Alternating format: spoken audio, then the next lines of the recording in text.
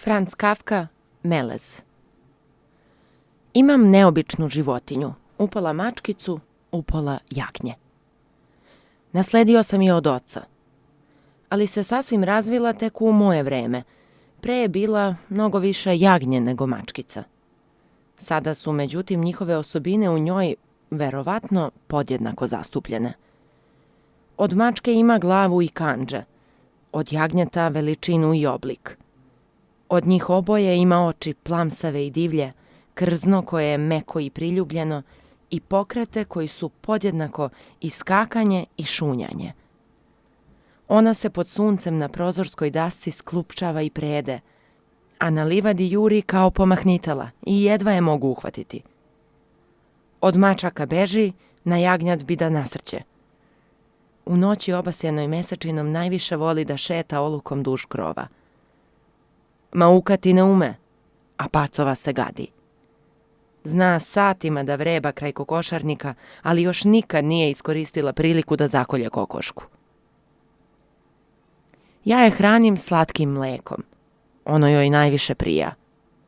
Ona ga u dugim gutljajima usrkuje u sebe kroz grabljive zverske zube. To je naravno velika predstava za decu. Vreme za posete je nedeljom pre podne.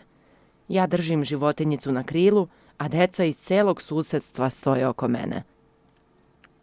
Tako se postavljaju najčudesnija pitanja, na koja niko živi ne ume odgovoriti. Zašto postoji samo jedna takva životinja? Zašto je baš ja imam? Da li je pre nje već bilo takve životinje i šta će biti kad ona umre? Da li se osjeća usamljena? Zašto nema mladunčad? Kako se zove i tako dalje?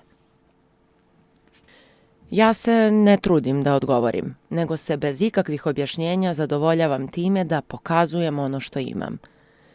Ponekad deca sa sobom dovode mačke, jednom su čak doveli i 2 jagnjeta, ali nasuprot njihovim očekivanjima nije došlo ni do kakvog prepoznavanja.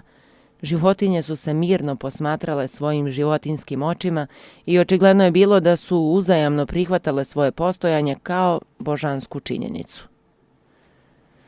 Na mom krilu životinja ne zna ni za strah, ni za nagon da progoni druge. Priljubljena uz mene osjeća se najprijatnije. Drži se porodice koja ju je odgajila. To po svoj prilici nije neka izuzetna vernost, nego tačan instinkt životinje koja na zemlji do duše ima bezbrojne daljne rođake, ali nema možda ni jednog rođaka po krvi, pa joj je stoga sveta zaštita koju je našla kod nas. Ponekad se moram nasmejati kad me njuši sa svih strana, provlači se između nogu i ne može se odvojiti od mene. Malo joj je to što je jagnje i mačka, nego bi bezmalo htela da bude i pas. Jednom kada, kao što se to svakome može desiti, nisam više mogao naći izlaza u svojim poslovima i u svemu što je s njima povezano, kad sam hteo pustiti da sve propadne i u takvom stanju sedeo kod kuće u stolici za ljuljanje sa životinjom na krilu, video sam slučajno pogledavši naniže kako sa ogromnih dlaka na njenom licu kaplju suze. Jesu li to bile moje suze ili njene? Da li ova mačka sa jagnjećom dušom ima i ljudskog častoljublja? Ja od svog oca nisam nasledio mnogo, ali ovim delom nasledstva mogu se podičiti. Ona u sebi ima oba nemira, i nemir mačke i nemir jagnjeta, ma koliko oni bili različiti. Zato joj je u koži suviše tesno.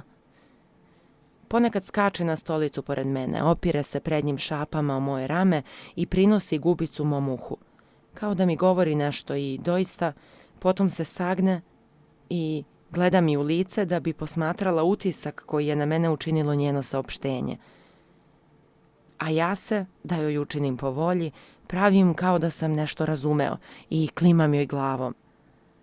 Ona onda skoči na pod i skakuće unaokolo.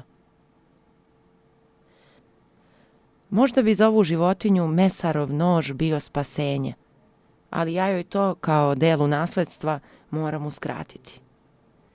Ona stoga mora čekati dok sama ne izdahne, iako me ponekad gleda kao da ima razumne ljudske oči koje od mene zahtevaju da razumno postupim.